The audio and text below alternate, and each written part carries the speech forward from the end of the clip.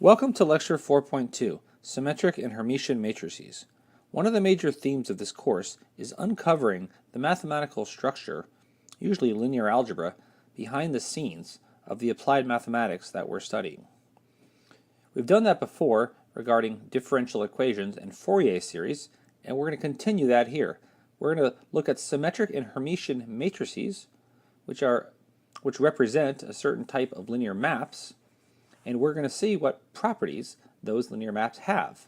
And we will use that as an analogy to generalize this theory to infinite dimensional vector spaces of functions where the linear maps are differential operators. And that's going to be one of the main ideas when we study Sturm-Liouville theory. Okay, so let's get started. Recall the following concept from linear algebra. Let A be an n by n matrix and V a length n vector. If AV equals lambda V for some constant lambda, then we say that V is an eigenvector with eigenvalue lambda. Recall that if you have a 2 by 2 matrix A, and the eigenvalues, let's call them lambda 1 and lambda 2, these are the roots of a degree 2 polynomial. And we'll review this when we see some examples. But in general, there are three cases to consider. Case 1, there are distinct real roots. So let's say without loss of generality that lambda 1 is less than lambda 2. Case 2, there are complex roots. Let's call them A plus BI. And case 3, there are repeated roots. Lambda 1 equals lambda 2. So that happens when this B is equal to 0, and so these things, if they're repeated, they have to be real. Here is a theorem that you might not have seen, even if you've taken a whole semester of linear algebra, and it's important. If a real-valued matrix A is symmetric, that means it is square and its transpose is equal to itself. Remember, that just means that the ij entry equals the aji entry. Equivalently, if you take the matrix and you reflect it across the main diagonal, then each A in this entry has to be equal to that entry. So one of these is the ith row and jth column, and the other one is vice versa. Okay, so if you have a symmetric matrix, then two important things hold. First of all of its eigenvalues are real. So you never have complex eigenvalues, which seems surprising because what does this symmetry have to do with having real eigenvalues? We'll see that in the next lecture. Second property, there is a full orthonormal set or a basis of eigenvectors. So this says two things. It says that you, first of all, have a full set of eigenvectors. You've likely seen examples of when you have deficient, if you have a repeated eigenvalue, you might not have a full set of eigenvectors. So this is saying that doesn't happen. But it's also saying that you can pick the eigenvectors to be orthogonal. And once you have orthogonal eigenvectors, you can always scale them down to be orthonormal. Okay, so we're not going to prove this in this lecture. And in fact, this second part is beyond the scope of this class. It's hard. But what we will do in the next lecture is we will generalize the notion of a symmetric matrix to what's called a self-adjoint mapping. And this will not just hold for matrices, but for things like differential operators. And we will prove that anytime we have a self-adjoint map, then all of the eigenvalues are real. And we can prove a modified version of this eigenvector statement is that eigenvectors for distinct eigenvalues are orthogonal. And that will in many cases imply this result. But once again, this is a little bit beyond the scope of the class. Think of it like when we studied Fourier series. I said that the set of all sines and cosines form an orthonormal basis. It wasn't hard to show that they were orthonormal. It was very hard, and we didn't actually do it, to show that they actually form a basis. That's very technical. Okay, so let's just do some examples. Example 1. Compute the eigenvalues and eigenvectors of this matrix here. 1, 2, 2, 1. Okay, so I'm going to do this quickly because it's something that I expect you've seen before, and I just want to get the answers. So remember that to compute the eigenvectors, you need to compute the determinant of A minus lambda I and set that equal to 0. So if we do that, the determinant of A minus lambda I is 1 minus lambda, 2, 2, 1 minus lambda. And so this is 1 minus lambda squared minus 4. So this is lambda squared minus 2 lambda plus 1 minus 4. This is lambda squared minus 2 lambda minus 3, and this is lambda minus 1, lambda minus 3. One of these is going to be negative or positive. This is 0. So we get lambda 1 equals negative 1, and lambda 2 equals 3. Okay, so here are our eigenvectors. So now our eigenvalues. Now, how do you find the eigenvectors? Well, if the determinant of a minus lambda I is 0, that means this is non-invertible, which means there is a vector in the null space that's non-trivial. So we have to find that. So lambda 1 equals negative 1. What we do is we take a minus lambda I, and we get negative 2. How about if I just write that out, just to remind you. A minus negative 1 I times x equals 0, or v equals 0. So this is a minus negative 1 I, so this is negative 2, 2, 2, positive 2, 2, times, say, x1, x2 equals 0, 0. So this is a system of equations 2x1 plus 2x2 equals 0. We can divide through by 2, and we get, and again, the other, as always is the case, these two things are going to be the same. 2x1 plus 2x2 equals 0, so we can get rid of one of them, and this just tells us that x1 equals negative x2. So that means that our eigenvector, let me call it, instead of x, let me call it v1. So v1 equals, well, whatever x1 is, x2 is the opposite. So 1, negative 1, or negative 1, 1. So that's v1, and now let's do lambda 2 equals 3. Now if you believe this theorem, and you want to plot these eigenvectors, and I've already told you that one of them is 1, negative 1, well, that's this line here. And if you believe that the eigenvectors are orthogonal, or orthonormal, that means that the other one, there's only one possibility because we're in 2 dimensions. It has to be that one. So let's check to see that this actually is the case. Okay, so a minus 3I times x equals 0. So this is negative 2, 2, 2, negative 2. x1, x2 equals 0, 0. We get the same thing, but now we have negative 2x1 plus 2x2 equals 0. I don't even need to write the other one. And that means that x1 equals x2. So v2 equals 1, 1. Okay, so here are our 2 eigenvectors. Now, 2 comments. First of all, these are not orthonormal because they're not unit length. I'm not saying that any full set of eigenvectors are orthonormal, because you can always scale them, but I'm saying we can find, there is one, a full set, a orthonormal basis of eigenvectors.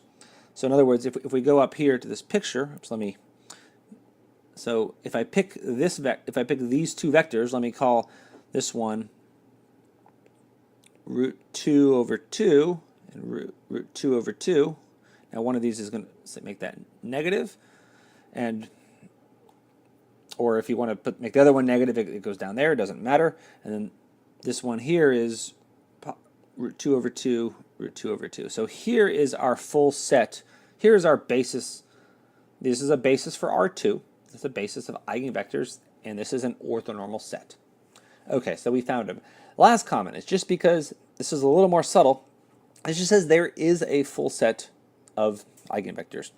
So what if I give you the matrix A equals I, the identity matrix? Everything is an eigenvector because IV equals 1 times V. So if you look at R2, you can certainly find a basis for R2 of eigenvectors which are not orthonormal or even orthogonal. This works. Take E1 and then take whatever this root 2, take 1, 1. This one. This is a basis for R2. This is an eigenvector for I because every vector is an eigenvector, but it's not an orthonormal or even orthogonal set. That's not a problem. This is not saying that every full set of eigenvectors or basis of eigenvectors is orthonormal. It just says there is one. Because what you could do instead is you could just say, hey, let's just take E1 and let's just take E2, and that is a basis of eigenvectors. And this theorem just says we can always do this. It always helps to do non-examples with examples. So here are two non-symmetric matrices. Let's consider this first one, 3, -9, 4, -3. And let's compute the determinant of b minus lambda I. So that's 3 minus lambda, -9, 4, -3 minus lambda. Now we get 3 minus lambda, -3 minus lambda, plus 36. So this is a difference of squares, so we get lambda squared minus 9 plus 36. This is lambda squared plus 27 equals 0. So it's pretty clear here that the eigenvalues are not going to be real. So lambda 1, lambda 2 equals plus or minus square root of 27i. Okay, I'm not going to continue with that because I just wanted to show you that here's an example where the eigenvalues are not real. Here's another example. This is a non-symmetric matrix C, 1, 1, 0, 1. And let's compute the eigenvalues of this and eigenvectors. So the determinant of a minus lambda I, this is 1 minus lambda squared minus 0 equals 0. So that's lambda minus 1 squared equals 0. So lambda equals 1. So sometimes we say lambda 1 equals lambda 2 equals 1. So there's a repeated eigenvalue. Now sometimes when you have repeated eigenvalues, you have multiple eigenvectors. And by that I mean not up to scalar multiple, but two linearly independent eigenvectors. Like if the identity matrix is one of those.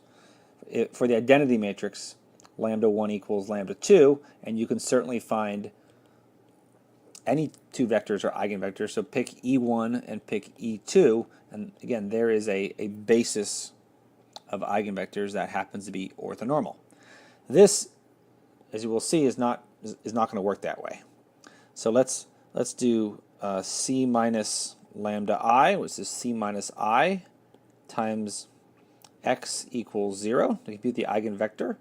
So C minus I is 0, 1, 0, 0 times x1, x2 equals 0, 0. And this first equation says that 0x1 plus x2 equals 0. So that tells us that x2 equals 0.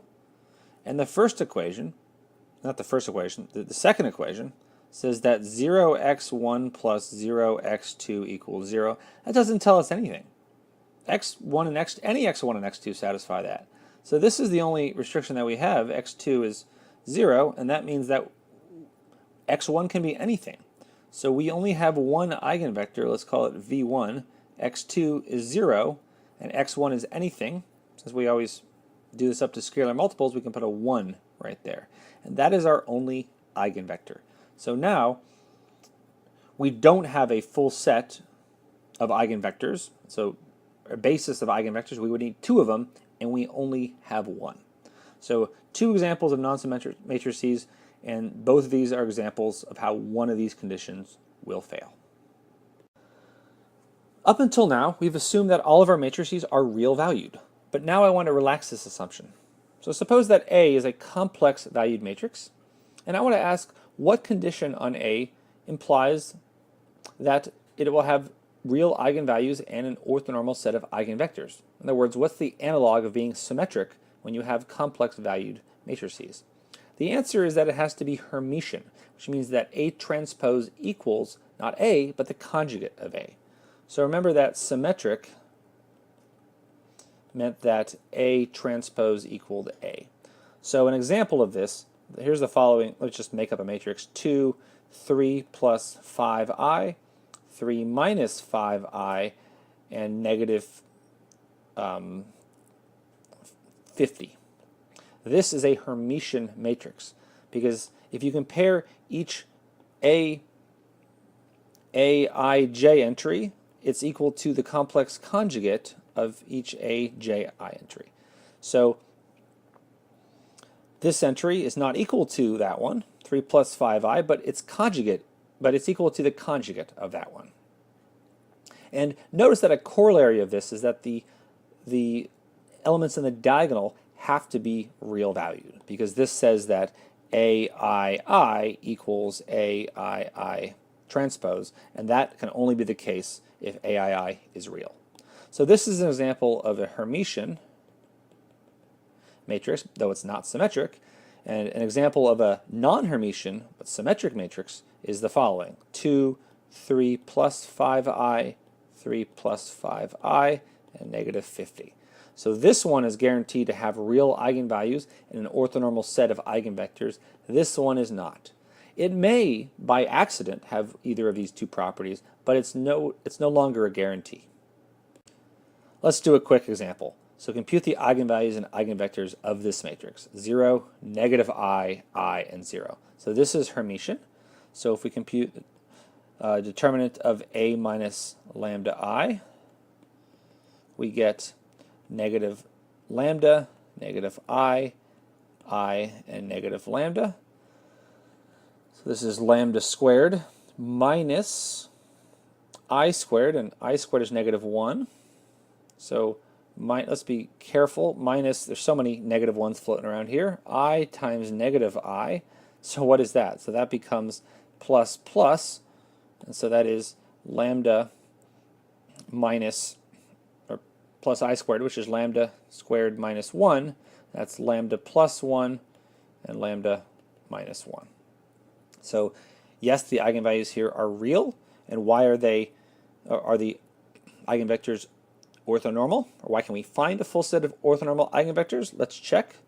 Well, let's say lambda 1 is equal to 1. And then let's compute A minus lambda I times x equals 0. And if we do that, we get, so let's take this matrix and plug in 1 into this. So we get negative 1, negative I, and negative 1 times x1 and x2, and this is equal to 0, 0. So if we do this, we get negative x1 minus I x2 equals 0. And so we get that x1 equals, be careful, x1 equals negative I times x2. So that means that whatever the heck x2 is, let's call that 1. So if the x2 entry is 1, then the x1 entry is negative I times 1. So 1 and negative I goes here. So this is, let's say that v1, and then v2 is when lambda 2 equals negative 1. So now A minus lambda I times x equals 0, and by 0 I mean the 0 vector.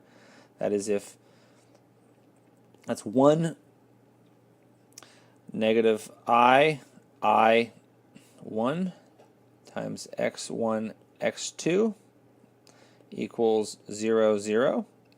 And now we get x1 minus I x2 equals 0. And by the way, the second equation here is I x1 plus x2 equals 0.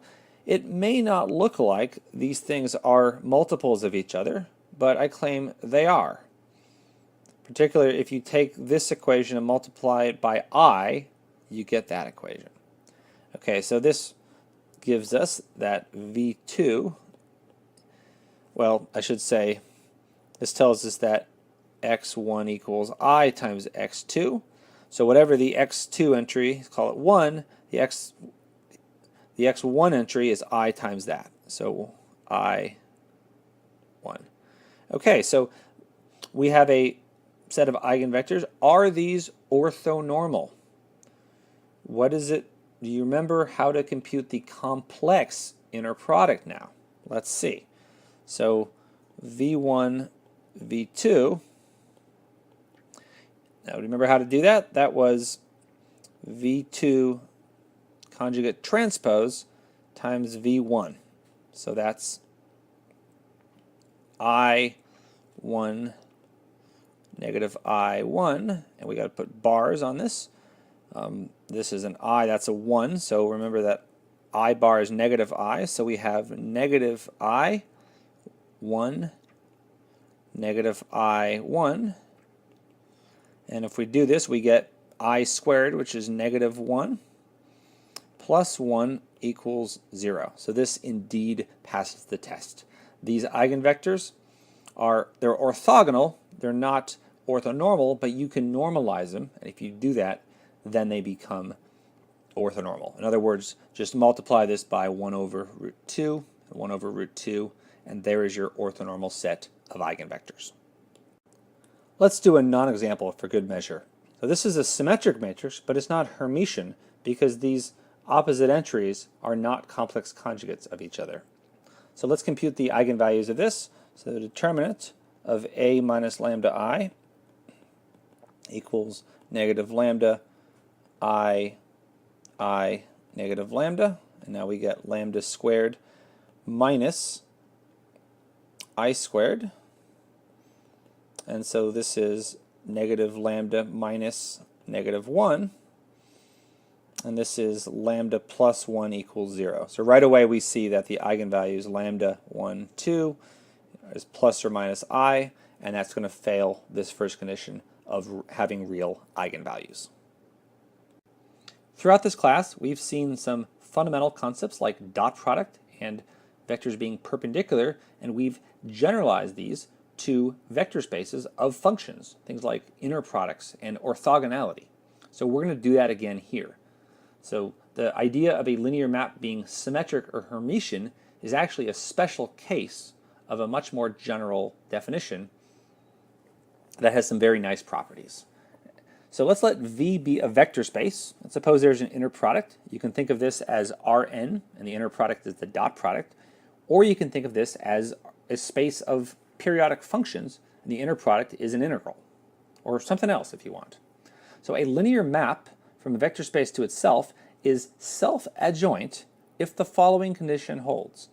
If AV.W is equal to V.AW for all vectors V and W in the space. Let's make several important remarks, because this definition probably looks like it came out of left field, and I really want to connect this abstract notion to the notion of a matrix being symmetric.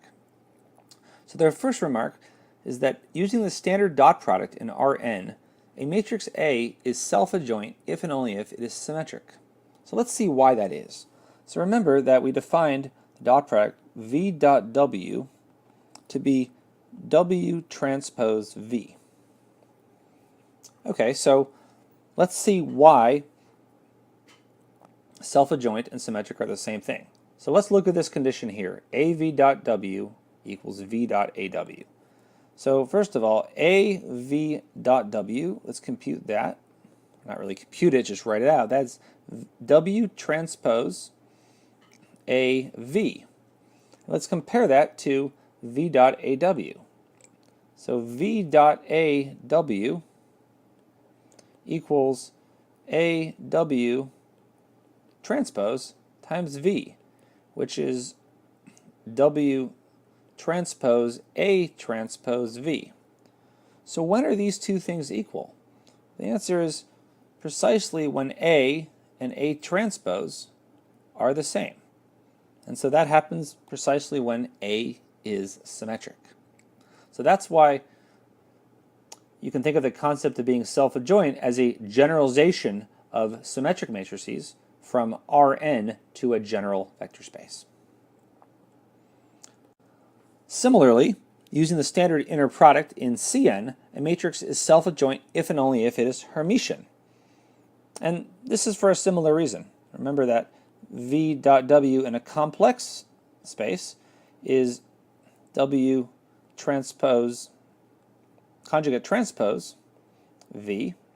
And so here, if we do AV dot W, we get W conjugate transpose AV, and compare that to V dot AW, which is AW conjugate transpose V, which is W conjugate transpose A conjugate transpose V.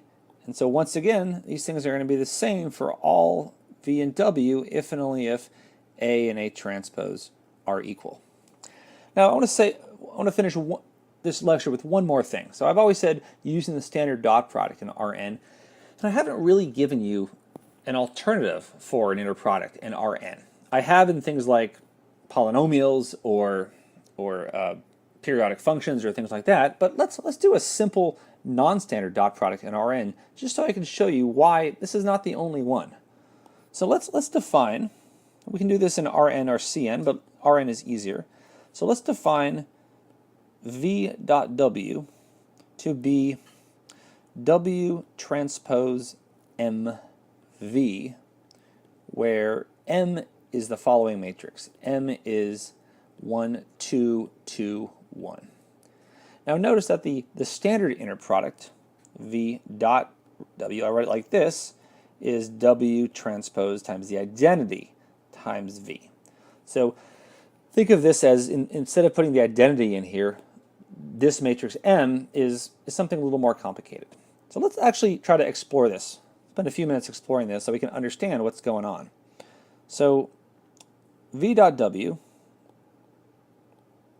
is w transpose. So I'm going to write that as w1, w2. Now 1, 2, 2, 1 times v1, v2. So this is w1, w2. Let's multiply this out. We get v1 plus 2 v2 and 2v1 plus v2. And this is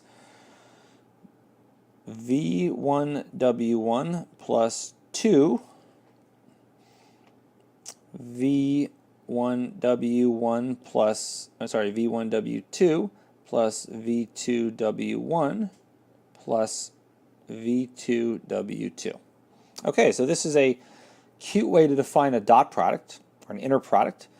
So the standard inner product is just this entry and that entry, but now we have this special little thing in the middle. So just for fun, let's try to explore this and see what is orthogonal to the vector e1 with respect to this inner product. Let's see. So let me write that down. What is orthogonal to e1? Let me remind you what e1 is. That's 1, 0. So let's do that. Let's say that e1 dot w, let's write this out. So let's take this formula and let's plug in, let's take this formula and let's plug in v1 equals 1 and v2 equals 0 and see what happens. So if we do that, well, what goes away? These last two terms go away. Sorry about that. So we get v1 w1 plus 2 v1 w2, and of course v1 is 1, so this is really w1 plus 2 w2, and for this to be orthogonal, this has to be 0. So if we set this equal to 0, then we get w1 equals negative 2 w2, and so that means that any vector w of the form, of what form? So the w1 entry has to be negative 2 times the w2 entry. So whatever w2 is, let's make this 1, w1 has to be negative 2 times it. So where is in this graph here, negative 2, 1, that is this, that's this line here. So it's saying that this line, so that line of slope negative 1/2 is perpendicular to the x-axis. So you might say, well, that's not perpendicular. Well, everything in your mind of being perpendicular is with respect to the standard dot product. This dot product that I've defined is just as good as any other dot product. It's sort of like how base 10 is just as good as base 2 or base 7 or base 16. We're so ingrained and so used to base 10 that when we go to base 8 or something, it seems different, it seems wrong, but there's nothing inherently better about one base than the other, just like there's nothing inherently better about one inner product than another inner product. Let me actually conclude, not quite conclude, but just show you another inner product. So you can replace this matrix I or this matrix M with any symmetric matrix that has only positive eigenvalues, said to be positive definite. But here's another choice. So let's define W dot V equals W transpose times 0, 1, 1, 0 V.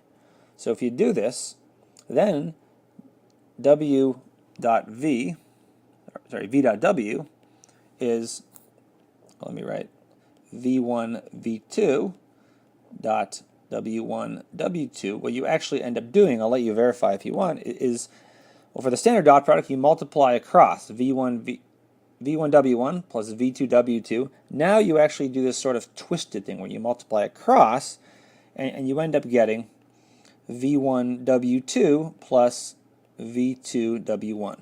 So I encourage you to think about what orthogonality is here. Like in this example, what is orthogonal to E1, or what is orthogonal to 1, 1?